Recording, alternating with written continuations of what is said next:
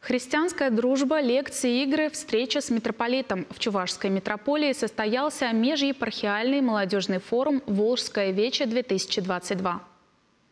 Первый форум православной молодежи в Чувашии впервые состоялся летом 2019 года. Его целью было объединение на одной площадке молодых верующих. Позднее форум получил название «Волжское вече». В этом году место для него выбрали на подворье Свято-Троицкого мужского монастыря в селе Малое Чурашево. Директор форума иерей Антоний Ванюшкин обозначил главные правила: 3 дня в палатках под открытым небом, сплоченность и христианская дружба, ни шага за пределы подворья. В программе 8 образовательных блоков.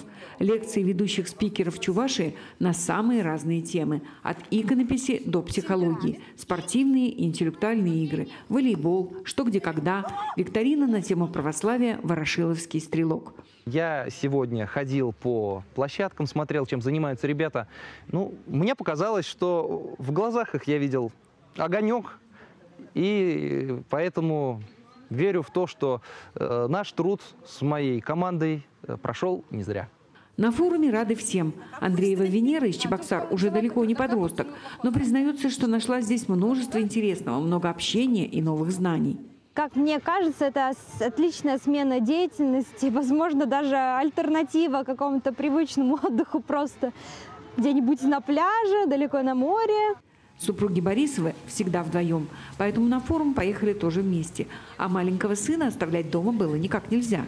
Отдыхать с семьей на природе, ночуя в палатке, совсем непросто, но это дает большие возможности и новые ощущения для тебя, для супруги, для ребенка.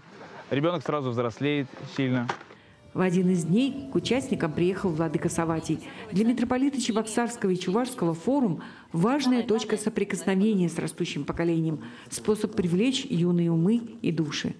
Самое главное для нашей молодежи – не терять задора. Вот взяли на себя темп, и вот с этим темпом идти вперед. Не останавливаться и не смотреть по сторонам, а идти вперед. Целенаправленность и целеустремленность. Самое главное. 3 дня пролетели незаметно и с пользой. 3-й день прощальный. Уже под сумерки гости разъезжаются по домам, счастливые и с желанием вернуться. Волжское вече 2022! Привет из нашего Малого Чурашева! Зинаида Паршагина, Илья Бажаев, Регина Чишкина. Вести. Чувашия.